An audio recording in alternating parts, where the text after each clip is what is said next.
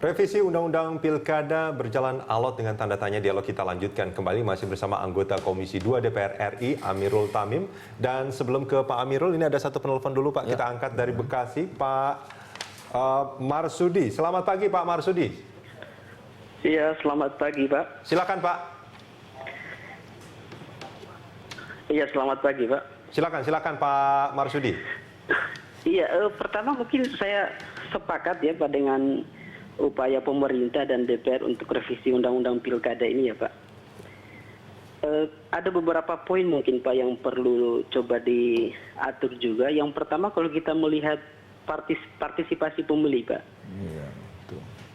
Yang Kenapa menurut Pak Marsudi apa yang masalah dengan partisipasi saya pemilih? lihat ini ya hampir setiap pilkada yang kita lakukan di daerah-daerah, partisipasi pemilih kita cukup rendah. Bahkan kalau kita lihat di pilkada serentak di 2015 yang lalu itu, kalau kita rata-rata itu hanya sekitar 60%. Oke. Saya pikir ini juga mungkin bisa jadi poin yang bisa didiskusikan di revisi Undang-Undang Pilkada ini.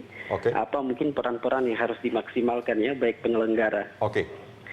Yang kedua saya lihat juga tentang aturan itu ya, tentang pasangan calon ya, tentang calon yang mau diusulkan. Kenapa Pak? Tadi Pak Amirul sempat singgung tentang kepemimpinan ini sangat terkait dengan daya saing daerah dan bangsa kita mungkin di era masyarakat ekonomi ASEAN ke depan ya. Jadi saya pikir perlu juga mungkin disusun kriteria bahwa mereka-mereka yang paling tidak memiliki pengalaman, baik mungkin secara langsung di pemerintahan atau mungkin paling tidak mereka-mereka yang memiliki pengalaman mungkin di organisasi sosial kemasyarakatan yang ada keterkaitan mungkin dengan tugas-tugas pemerintahan. Artinya direkam jejaknya ya Pak ya? Iya, iya. Selain itu? Yang ketiga tentang calon yang berlatar belakang PNS, TNI, Polri. Kalau kita lihat mungkin pada kepala-kepala daerah hari ini yang memiliki prestasi-prestasi yang cukup bagus, kalau kita lihat latar belakangnya ya hampir sebagian besar itu adalah yang memiliki pengalaman di birokrat, akademisi mungkin atau PNS, TNI, Polri yang lain.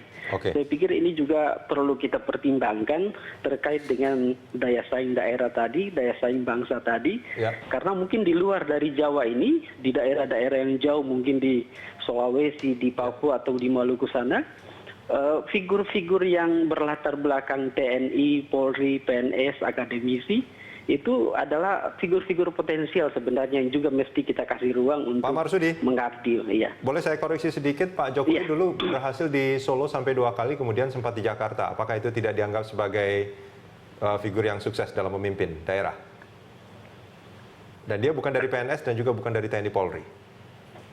Iya, tapi kalau kita lihat juga di luar dari Jawa, ada beberapa, tidak sedikit figur sebenarnya itu yang memiliki latar belakang birokrasi, akademisi, dan saya pikir juga kita harus membuat ruang, memberi ruang kepada mereka. Baik, Pak Memang Marsudi. ada undang-undang ASN, tapi saya kira kalau kita sepakat untuk perbaikan daerah dan bangsa ini ke depan, kan mungkin bisa diadakan juga revisi terbatas mungkin undang-undang ASN Oke, kita. baik Pak Marsudi, terima kasih banyak sudah bergabung bersama kami di Dialog Pagi. Langsung saja Pak Amirul, tanggapannya. Ada beberapa hal soal partisipasi pemilih. Ini kan sebetulnya angka 60%. Ini kalau kita bandingkan dengan Amerika saja misalkan, ini termasuk tinggi sebetulnya. Negara yang mengatasnamakan negara demokratis nggak nyampe segitu seingat saya.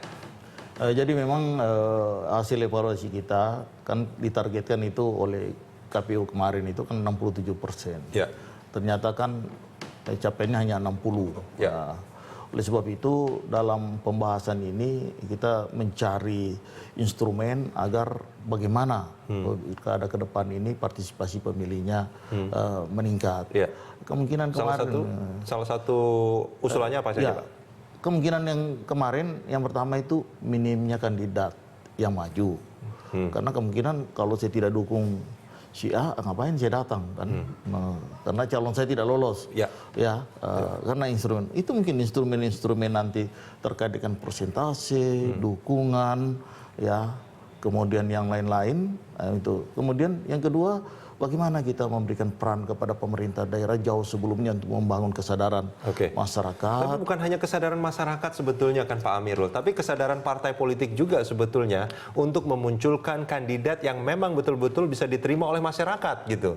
Kalau kita berkaca, kalau kita berkaca pada Pilpres kemarin misalnya, begitu banyak orang yang antusias untuk memilih karena memang mereka melihat kandidat ini adalah harapan mereka gitu. Kalau bukan harapan mereka, mereka juga malas untuk datang kan? Ya, evaluasi kita kemarin kan sebenarnya kenapa KPU itu menarget 67% ya? Karena yakin kan pada waktu itu kader-kader partai yang baik itu kan ada di DPR, di DPRD, ya. Ketika ini oleh MK dinyatakan dia harus mundur, teman-teman yang kader-kader terbaik dari partai-partai ini nggak mau. Nggak mau.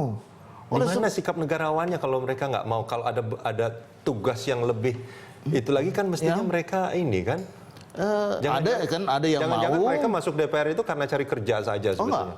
Enggak seperti bukan itu. Pengabdian.